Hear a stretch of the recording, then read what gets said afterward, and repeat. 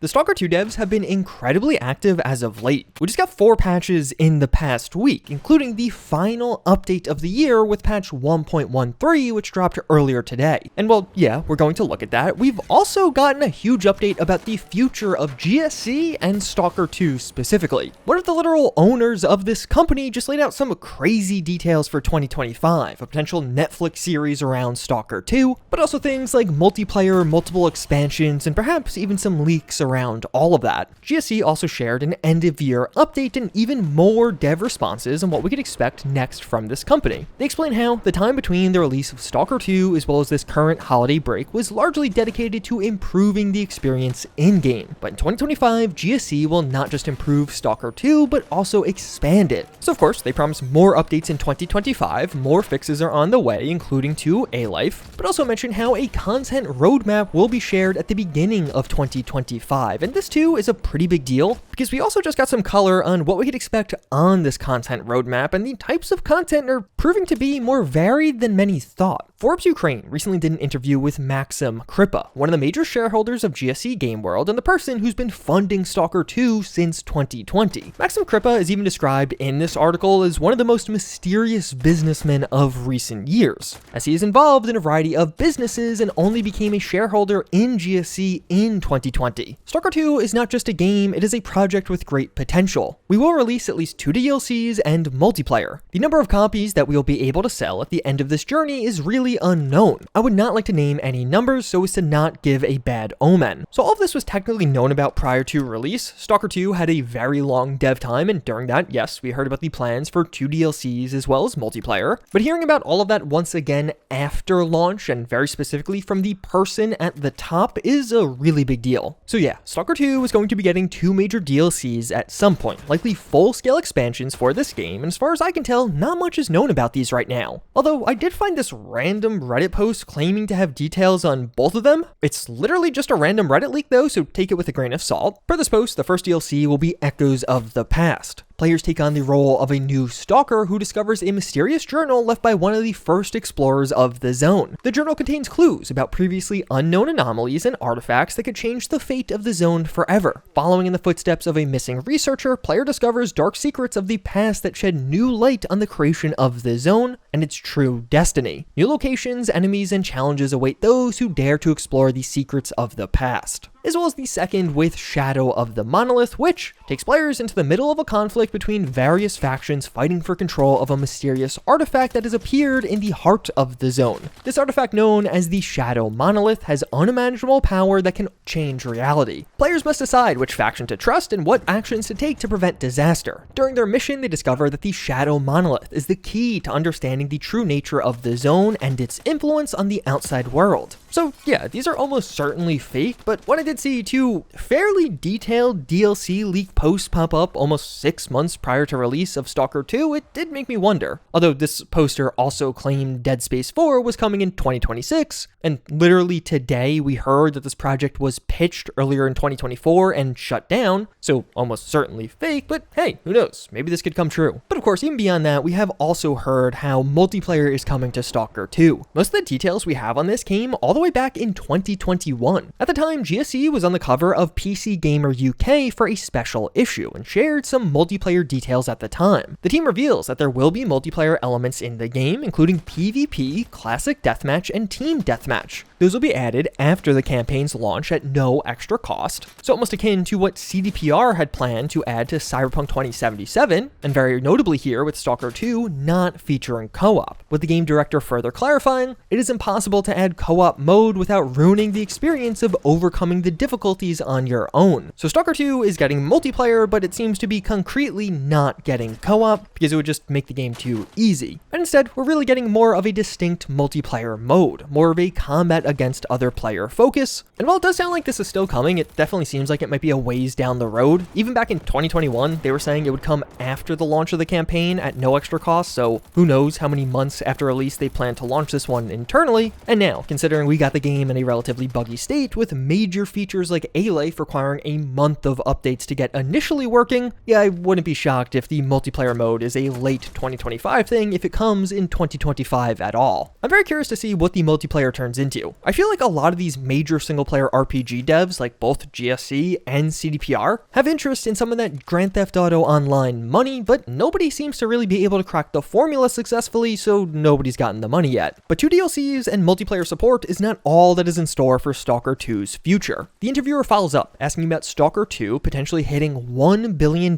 in revenue, to which we hear, "Time will tell what the results will be, but our goal is to do everything we can to keep the game alive. And we hope that players will return to it for many years to come. With DLC and releases on other platforms to come, we think we can meet and perhaps even exceed even the wildest forecasts." But let's not get ahead of ourselves, there's still a lot of work to do. With DLCs and releases on other platforms to come is an incredibly interesting line. I imagine most of you watching are already playing STALKER 2 on either PC or Xbox, so you probably don't care all that much about this. But this quote certainly makes me think a PS5 release is in the future for STALKER 2. The exact details of the current Xbox exclusivity were never properly shared by either GSC or Xbox, but we do have some leaks around this. Back in 2021, we heard at the time that there were no plans for a PS5 version of STALKER 2, and one of the major reasons GSC decided to go with Xbox for exclusivity was Game Pass. It seems like that was really what won them over. But also in 2021, a Microsoft document leaked that described STALKER 2 as having a 3-month exclusivity window with Xbox, meaning that it could release on PlayStation as soon as February 20th, assuming that still holds true. So now personally, I do kind of doubt that happens, based off everything I just talked about with STALKER 2 releasing with some problems. It seems like GSC is very busy getting certain aspects of the game working, so I imagine getting the game onto other platforms will take a backseat in the interim, but at the same time, they're going to want more money, they're going to want to expand their audience, so I wouldn't be shocked if once A-Life 2.0 is in a very good state, we could see STALKER 2 on PS5 at some point in 2025. I wouldn't be shocked by a summer or fall release. And even still, that isn't everything. Never mentioned in this interview or even by GSC in this post, but we of course also know that STALKER 2 is slated to not only get PC mod support, but also console mod support, which has the potential to be absolutely massive and keep many of you playing this game for years to come. Oh yeah, and they might make a TV show? The interviewer asks about a potential merch or film rights situation for STALKER 2, to which Maxim Kripa replies, "There's a very good example of CD Projekt Red in Poland, which released The Witcher. It is a national pride of Poles. There is a book, a game, a series on Netflix. STALKER 2 has the same perspective, only Ukrainian. I would like us to get a series on Netflix. Certain negotiations are currently underway, but the issue has not been resolved yet." This too feels like an absolutely massive reveal, and like it could be massive for STALKER 2. It seems like, based off the success of this game so far, there are some talks going on internally about a series or movie. From the quote, it seems likely that this is with Netflix, although technically speaking, this could be with anyone, really could just be with any major producer. They might actually make something, then try and sell it to Netflix later on. And yeah, this is one of those things that it just makes sense. This is the direction that the film and TV industry is moving right now. A lot of these game adaptations are making tons of money. So in turn, there's a lot of money behind making new game adaptations. And with how successful many of these have been, it just makes sense for developers to be pursuing these. And with STALKER 2 in particular, especially looking at the success of Chernobyl in the past, I wouldn't be shocked if we could get some kind of very well done live action show. As much as STALKER 2 itself has a ton of interest, it feels like this concept or even genre as a whole with a nuclear accident zone could just be broadly appealing to a ton of people, even if they have no idea what STALKER 2 is. And the big reason that we're hearing about all of this, that all of these extra things are coming for STALKER 2, is because the game is already profitable. We have already sold enough to make the project profitable. Before the release, the team worked almost 24/7. They lived for this project, especially against the backdrop of the war. We wanted to give the country hope and pride, to show everyone that Ukrainians can make projects of such a high level. We understood the game may contain minor, non-critical bugs, but it had to be released on November 20th without a delay. Otherwise, our team game would have been completely burned out. We managed to do the main thing, make a cool game that people like, bugs can be fixed, but a bad game and gameplay, never. I would certainly push back on that considering A-Life 2.0 wasn't there on November 20th, but it's here now and I won't spend energy drawing on the past. And if nothing else, I think we could all agree that STALKER 2 has an incredibly exciting future ahead of it. But what ended up being one of the most shocking parts of all of this, of GSC's end of year update, was that not just STALKER 2 has an exciting future in 2025, but actually all of the other STALKER games do as well. The next-gen patch for the console version of STALKER, Legends of the Zone, will be released next year. We know you've asked for us to update the PC version of our original STALKER games, and we also plan to do that. Keep an eye on our social media so you don't miss the exact dates. This is a really big deal for a few reasons. This basically sounds like a soft remaster of the older games. So likely the older titles getting 4K and 120Hz support. And maybe even some other stuff like upscale textures and the like, the typical next-gen patch stuff that we've come to expect. And while for console users, this could be a really nice addition, for PC players, this could be more of a mixed bag. There are some features right now that are only on console with these games. So things like controller support, the updated UI, and even just generally, achievements are missing. Them coming to PC is what a lot of fans want. But the original 3 STALKER games also have massive modding scenes on PC that are dating back decades at this point. An update this far after launch could cause some serious issues for those mods, so just keep that in mind. While some aspects of this modding scene are very active, one of the largest mods literally just got an update, some other aspects of this are fairly dated, and I wouldn't be shocked if some mods break with this update and are just literally never fixed again. Overall though, this is a massive deal. There's a ton of new fans to the STALKER franchise that only just got introduced to the series about a month ago. Updating those older games in 2025 is going to give fans a massive incentive to pick them up for the first time, and just generally, they're likely going to be even more approachable and stable than ever before. But earlier today, we got patch 1.1.3 for STALKER 2. On GOG, this was yet another nearly 12GB download, bringing the overall total for the last few days to nearly 150GB of various downloads for this game. But that's all going to be stopping at least for now, as GSC made it clear that this patch will be the last of the year for 2024, and we will get back to you with the next patch in early 2025. So if you're having problems getting in game with STALKER 2, this update is going to be a massive boost for you. We got some more fixes around this access violation error. You've probably seen this in some of the past patch notes and wondering why it keeps getting addressed, but basically there's a bunch of things causing this specific crash and error. So they're just chipping away at some of the various causes, and I've noticed a pretty big change. I got this crash myself repeatedly, oftentimes while trying to get into the game, with many crashes coming at the main menu or even when loading a save. But with patch 1.1.3 as well as patch 1.1, I've noticed a massive reduction in the incidence of this error. Things are definitely way better now. But for lots of you, the crash would come even sooner, and during this horrific shader compilation stage. For a ton of players, getting past this stage of loading has turned into a massive challenge. And this too has several different underlying issues, with some having CPU-based hardware problems, while others have a more broad shader cache generation issue, including me. I personally had 14 crashes in a row at shader compilation at one point. Sometimes I get into the game flawlessly on one try, other times it would take 15 minutes of effort, but with this update, GSC fixed that. So now, if you crash during shader compilation, the next time you load the game, you're gonna get a new pop-up saying, "Last shader warm-up failed." This is unexpected behavior that will cause temporary stutters while they are compiled at runtime. This is a temporary workaround to let you play and enjoy STALKER 2. We're extremely grateful for your patience while we work on addressing issue. And after that, I would just load straight into the main menu and things were largely fine. One of the common workarounds that I was even using was just disabling shader compilation altogether with a mod, but that isn't exactly what's happening here. Basically, if you crash during shader compilation, this workaround method will pop up the next time you launch the game. So your game will try to compile its shaders, and it's only after this fails that you'll get this screen. But beyond that, several other bug fixes came with this update as well. A quest progression issue for one of the later quests where Richter could just straight up go missing was resolved. There's a bug where you could lock up game controls when inspecting an artifact that was thankfully fixed. As well as an issue with invert access options sometimes not being saved after you reload the game. So while it was a relatively small update in the number of changes, getting that shader compilation band-aid fix in before the holiday is honestly huge. This is going to save a lot of people many headaches over the next few weeks. Ask me how I know. But with that in mind, that is what you can expect from GSC and STALKER 2 in 2025, but get subscribed. I have several more STALKER 2 videos planned for 2024, including the best mods you could download for this game and even some secret features in game.